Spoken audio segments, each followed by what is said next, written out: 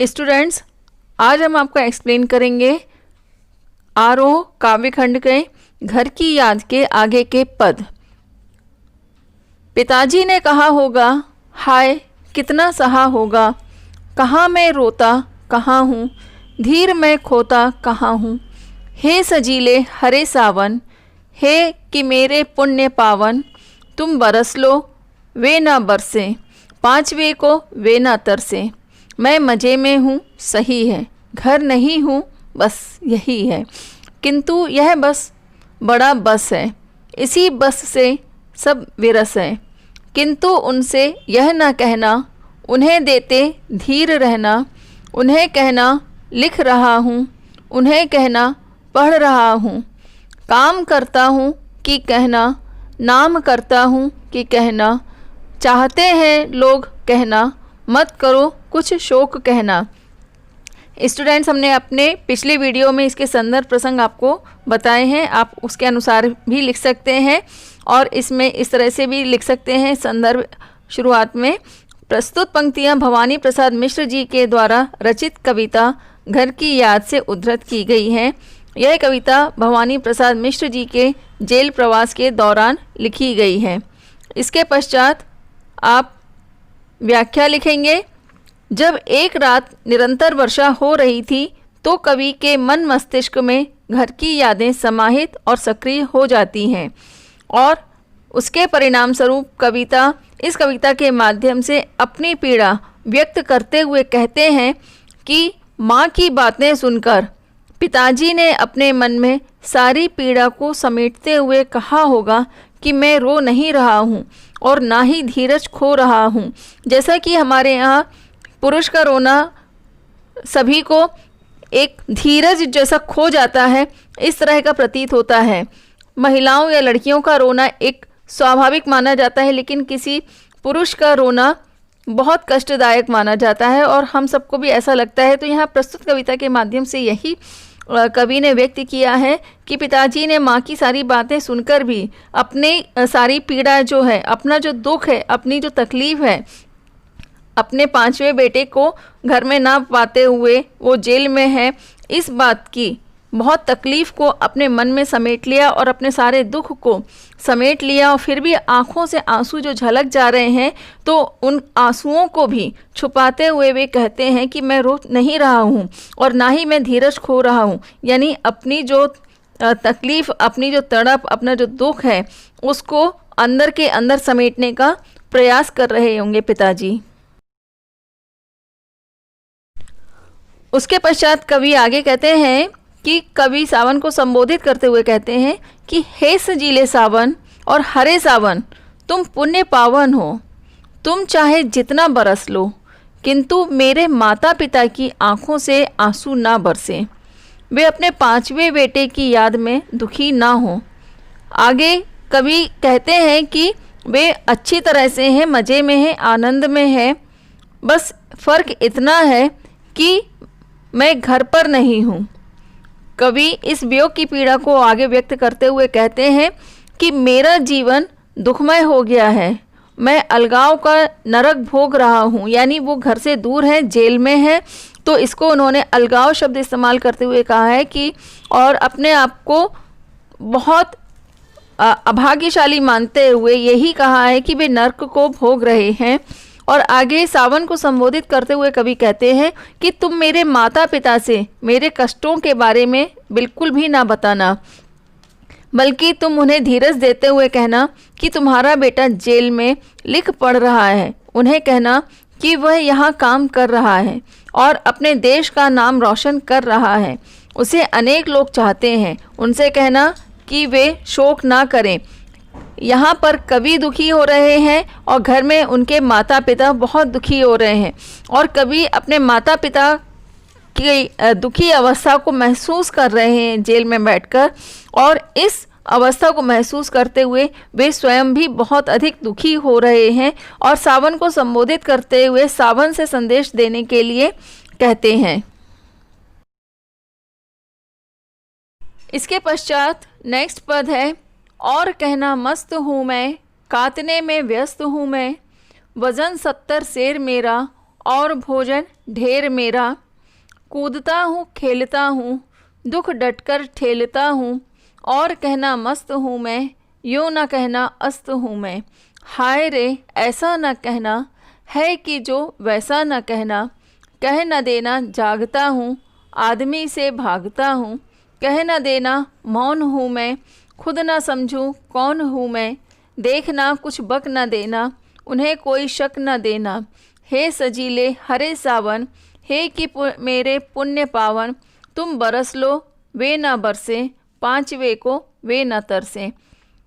Students, इसमें संदर्भ इसी तरह से लिखेंगे। प्रस्तुत पंक्तियाँ भवानी प्रसाद मिश्र जी के द्वारा रचित कविता घर की याद से ली गई हैं। यह कविता भवानी प्रसाद मिश्र जी के जेल प्रवास के दौरान लिखी गई है। और प्रसंग हमने आपको पहले भी वीडियो में बताए हैं, आप उस तरह से लिख सकते हैं। और इसके पश्चात इसमें व्याख्या इस तरह से लिखेंगे। जब एक रात निरंतर वर्षा हो रही थी तो कवि के मन मस्तिष्क में घर की यादें समाहित और सक्रिय हो जाती हैं, यानी वे अपने घर को याद करने लगते हैं और उसके परिणाम स्वरूप उन्होंने कविता के माध्यम से अपनी पीड़ा को व्यक्त किया है। और इन पंक्तियों के माध्यम से कवि सावन को संबोधित करते हुए कहते हैं, और यह कहते हैं सावन से कि सावन तुम जितना चाहे बरस लो, और लेकिन मेरे माता पिता की आंखों से आंसू ना बरसे, और तुम उन्हें जाकर के यह संदेश देना और उन्हें यह बताना कि मैं यहाँ मस्त हूँ, यानी मैं बहुत अच्छी तरह से हूँ और बहुत सुखी हूँ। मैं यहाँ सूत काटने में व्यस्त रहता हूँ। सूत काटने यानी जेल में कुछ ना कुछ काम जो दिया जाता है, तो वहाँ पर वो सूत काटने के काम में व्यस्त हैं। और आगे वो कवि कहते हैं कि मेरा वज़न 70 सेर भी हो गया है। सेर पहले जो एक नाप तोल का एक हिस्सा होता था, जिसे अब हम किलो में बोलते हैं। किलो और सेर में बस कुछ ग्राम का फ़र्क होता है। तो पहले सेर के माध्यम से तौल होती थी और अब किलोग्राम के माध्यम से होती है। तो सेर यहाँ पर उसी को बोला गया है कि 70 सेर है। और मेरे पास खाने पीने के लिए ढेर सारा भोजन भी रहता है। और आगे कभी ये कहते हैं कि मैं यहाँ खेलता कूदता हूँ और दुख का सामना भी डटकर करता हूँ। वो अपने आप को यहाँ व्यस्त रखने में प्रयास करते हैं। खेलते कूदने से उनका यहाँ पर तात्पर्य यह है कि जेल में रहते हुए उन्हें कुछ काम जो दिए जाते हैं, उन काम के साथ साथ उन्हें सुबह व्यायाम और ये सारे काम जो करने होते हैं, तो उन्होंने अपने आप को वहाँ पर खेलने कूदने के माध्यम से व्यक्त किया है। और जो वहाँ पर रहने के बाद अपने माता पिता के प्रति और घर के प्रति पूरे परिवार के जो सदस्यों को याद करते हुए उन्हें जो दुख हो रहा है, तो उन दुखों का सामना भी वे डटकर करते हैं। और साथ ही जेल में जो यातनाएं दी जा रही हैं, उन यातनाओं का जो दुख हो रहा है उसका भी सामना वे डटकर करते हैं। और आगे कवि ये कहते हैं कि मैं यहाँ पर मस्त हूँ, यानी बहुत अच्छे से हूँ। और सावन को संबोधित करते हुए आगे कहते हैं कि तुम उनसे यह बिल्कुल मत कह देना कि मैं डूबते हुए सूर्य की भांति हो गया हूँ, यानी जिस तरह से सूर्य अस्त होता है, डूबता है, मैं उस तरह से अंदर ही अंदर टूट रहा हूँ और बहुत दुखी हो रहा हूँ और मेरा मन जो है व्यथित हो रहा है। तो ये बात तुम मेरे माता पिता से बिल्कुल भी मत कह देना। और आगे कवि सावन को फिर संबोधित करते हुए कहते हैं कि मेरे घर वालों को मेरी सच्चाई बिल्कुल मत बता देना, और उन्हें यह भी मत बताना कि मैं देर रात तक जागता रहता हूँ और आदमी से दूर भागता हूँ। कहने का तात्पर्य यहाँ पर यह है कि आँखों से नींद चली गई है और वो हर व्यक्ति से दूर रहना पसंद कर रहे हैं और अकेलेपन में ही वो रहना चाह रहे हैं, क्योंकि उन्हें अपने परिवार की, अपने माता पिता की बहुत अधिक याद आ रही है। और ऐसी स्थिति में वे निराश होकर रात को सो नहीं पा रहे हैं और किसी भी व्यक्ति से मिलना उनको पसंद नहीं हो रहा है।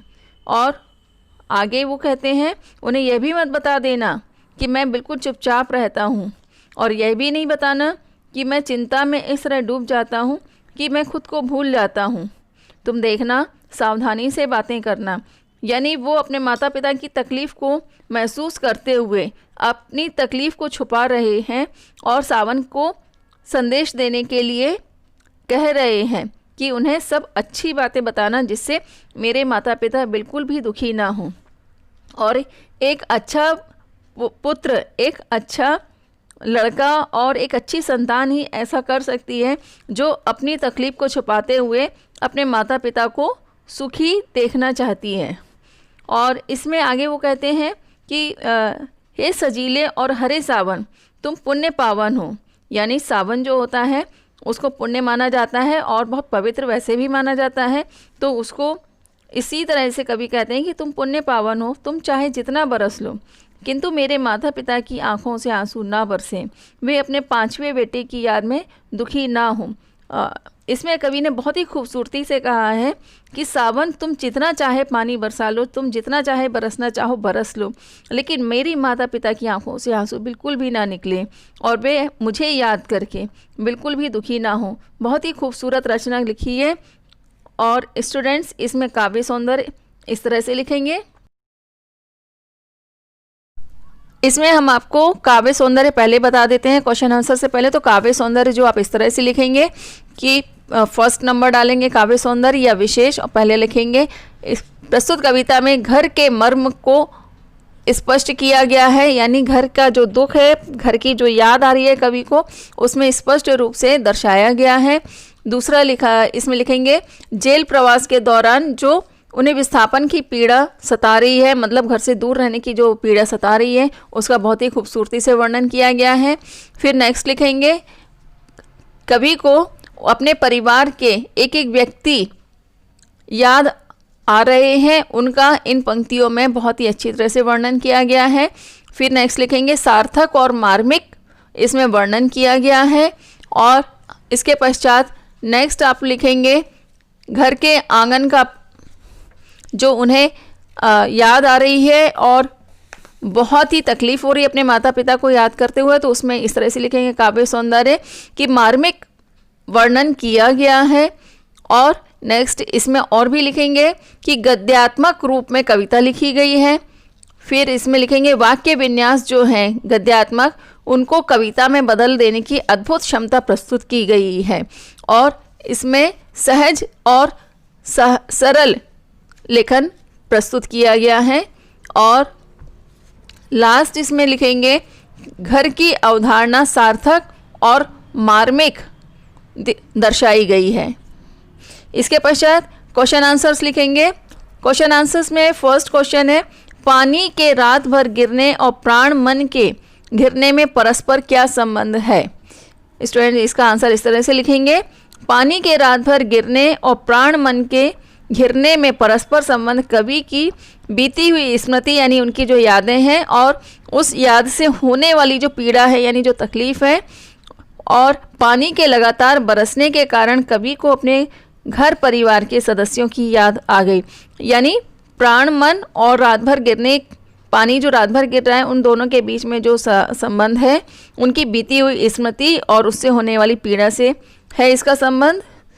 और पानी के लगातार बरसने के कारण कवि को अपने घर परिवार के सदस्यों की जो याद आ रही है, तो उनके साथ बिताए गए खुशी के उन पलों को याद करते हैं और उनके साथ जो उन्होंने समय बिताया है वे इसके कारण उनके प्राण और मन घर की याद में एकदम व्याकुल हो जाते हैं। और पानी के रात भर गिरने और प्राण मन के घिरने की बात कवि की स्मृति के संदर्भ में की गई है। फिर नेक्स्ट क्वेश्चन है मायके आई बहन के लिए कवि ने घर को परिताप का घर क्यों कहा है। इसका आंसर इस तरह से लिखेंगे बहन जब घर आती है तो यह सोचकर बड़ी खुश होती है कि घर जाकर अपने परिवार के सदस्यों से मिलेगी। घर पहुंचने के बाद जब उसे पता चलता है कि उसका एक भाई जेल में है तो वह बहुत दुखी होती है और घर में सभी सदस्यों के होने के बाद भी उनकी बहन बहुत अधिक दुखी रहती है। फिर इसके पश्चात नेक्स्ट क्वेश्चन है पिता के व्यक्तित्व की किन विशेषताओं को उकेरा गया है। इसका आंसर इस तरह से लिखेंगे प्रस्तुत कविता में कवि ने अपने पिता की अनेक विशेषताओं को उकेरा है यानी स्पष्ट किया है। और उनमें से कुछ इस तरह से हैं कि कवि के पिता नित्य व्यायाम करते हैं, वे 200 दंड नित्य पेलते हैं यानी दंड बैठक लगाते हैं, और वे बड़ी उम्र में भी दौड़ सकते हैं और खिलखिलाकर हंसते हैं। उनकी वाणी में बादलों जैसी गर्जन और कान में तूफान जैसी तेजी है, और उनके सामने शेर या मौत भी आ जाए तो वे घबराते नहीं हैं। कवि के पिता बहुत ही उदार हृदय के, सरल, भोले, सहृदय और देशभक्त हैं। परिवार से विशेष स्नेह रखते हैं। इसलिए अपने पांचवें बेटे को याद करते ही उनकी आंखें भर जाती हैं, यानी उन्हें रोना आ जाता है। उन्हीं की प्रेरणा से ही कवि स्वतंत्रता आंदोलन से जुड़े। कवि के पिता बिल्कुल स्वस्थ हैं और उन्हें बुढ़ापा छू भी नहीं पाया है।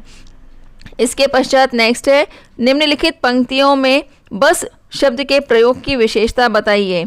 इसमें पंक्ति दी गई है, मैं मज़े में हूँ, सही हूँ, घर नहीं हूँ, बस यही है। किंतु यह बस बड़ा बस है, इसी बस से सब विरस है। यह बस को बहुत ही अच्छी तरह से स्पष्ट किया गया है कवि ने और बहुत ही खूबसूरती से इसका उपयोग किया है। तो कवि ने बस शब्द का प्रयोग विभिन्न स्थितियों और भावों को व्यक्त करने के लिए किया है। जिस तरह से पहले बस शब्द के प्रयोग का अर्थ है कि कवि केवल घर में नहीं है। दूसरे बस शब्द के प्रयोग का अर्थ है कि वह घर से दूर रहने के लिए विवश है। और तीसरे बस शब्द के प्रयोग का अर्थ है कि उनके घर वाले से वे नहीं मिल पा रहे हैं, यही विवशता से वे बहुत अधिक व्यथित और दुखी हैं। फिर इसके पश्चात नेक्स्ट क्वेश्चन है, कविता की अंतिम 12 पंक्तियों को पढ़कर कल्पना कीजिए कि कवि अपनी किस स्थिति और मन स्थिति को अपने परिजनों से छिपाना चाहते हैं। स्टूडेंट्स, हमने आपको पद के माध्यम से इसमें हमने आपको अच्छी तरह से एक्सप्लेन किया है हमारे पिछले वीडियो में भी, और इस में भी आपको इस वीडियो में भी एक्सप्लेन किया है, और उसका आंसर उसमें से आप और अच्छी तरह से डिस्क्राइब कर सकते हैं। हमने इसमें आपको शॉर्ट में दे रहे हैं। कवि जेल में रहने के कारण अपने घर के वियोग से पीड़ित है। यहाँ के वातावरण यानी जेल के वातावरण की निराशा और रात भर जागते रहना, लोगों से दूर भागना यानी उनसे मिलने की बिल्कुल इच्छा नहीं होना, इन सब के कारण कवि की मन स्थिति स्वयं को भी ना पहचानने जैसी हो गई है। इसलिए कवि नहीं चाहते हैं कि उनकी इस हालत के बारे में उनके घर वाले जाने, यानी उनके परिवार वालों को उन्हें पता चले कि वो किस तरह से यहाँ पर परेशान हैं और दुखी हैं। इससे उनके माता पिता और परिवारजन और दुखी हो जाएंगे, और अतः यह बरसने वाले सावन से अनुरोध करते हैं, उससे संदेश देने की बात करते हैं, और वे कहते हैं कि वे उसकी सच्चाई को छिपाकर यह बताएं कि वे यहाँ पर मज़े में हैं, लिख पढ़ रहे हैं, खेल कूद में मस्त हैं, उसे जेल में होते हुए भी किसी प्रकार का कोई कष्ट नहीं है।